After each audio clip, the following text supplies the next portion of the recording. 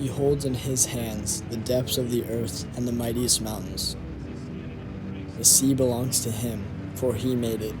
His hands formed the dry land too. Psalm 95, 4-5.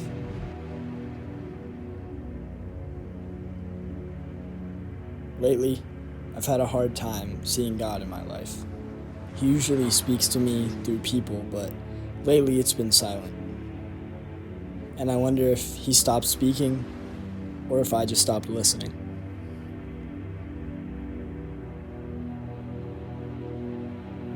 There were days I prayed, and all I heard was my own voice echo back.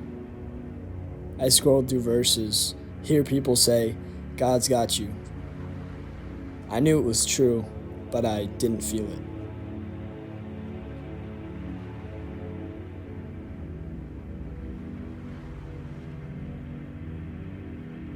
It's strange how silence can be so loud until beauty breaks through it.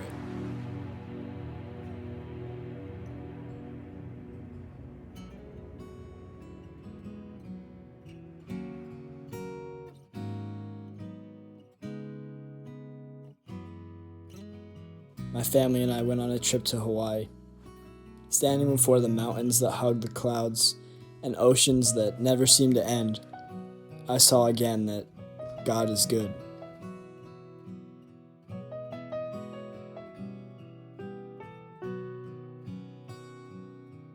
The wind carried salt and sunlight. The ocean shimmered like glass, catching heaven's reflection. I stood still for the first time in a while, and it was like creation itself was worshiping. The mountains weren't just tall, they were praise made solid. The ocean wasn't just wide, it was grace without edges.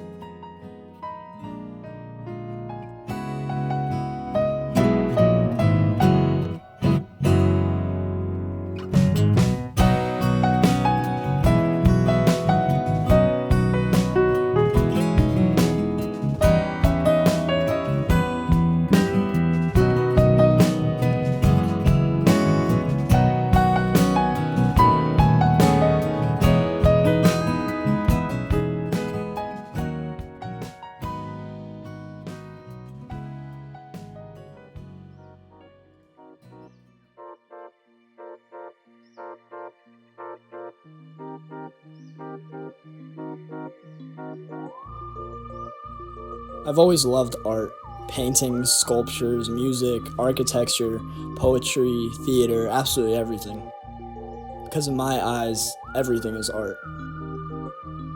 I think that's why we create, because somewhere deep inside, our souls remember the hands that first shaped us.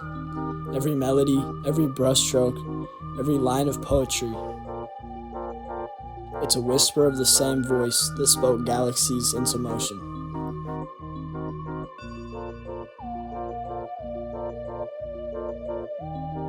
But I'd always overlooked the art in nature. Not on purpose, I just never stopped long enough to notice. Every mountain, every wave, every color felt like a brushstroke from the hands of God. Dreams can evoke feelings of happiness, fear, sadness, excitement, and more.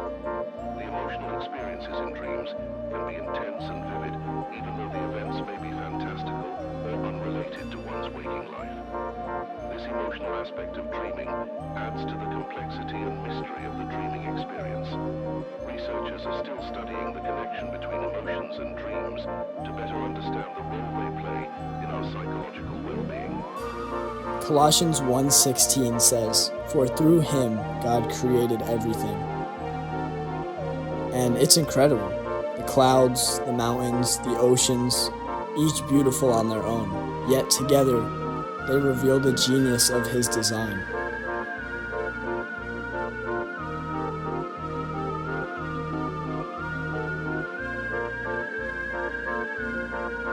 Now I find beauty in everything he's made. The intricate design of every animal, how every breath, every heartbeat is a masterpiece in motion.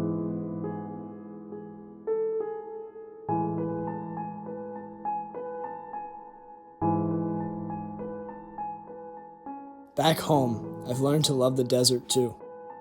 Arizona's not as green and blue as Hawaii. It's red and brown, raw and rugged. But it's art nonetheless. And all art has value.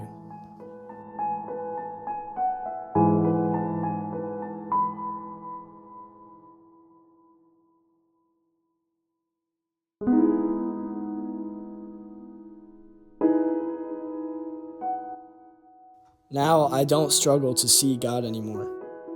How could I? He's everywhere, in everything He's made.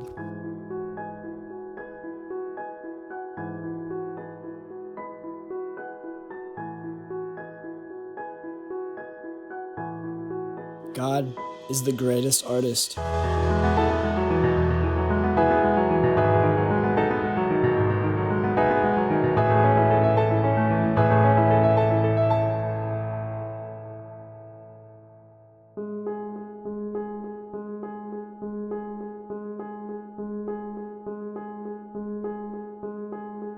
Everything He made is art. The trees, the seas, every flower, insect, rock, and mountain, the sky, the stars, every planet, even the buildings, the paintings, the machines.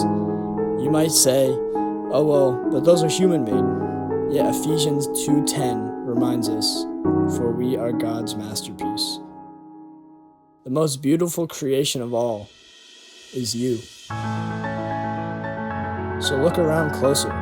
The same God who carved mountains also carved your heartbeat. The same one who colored the sky colored your soul. And if you ever stop seeing Him, don't worry. Just look for the art. Because when there's art, there's an artist.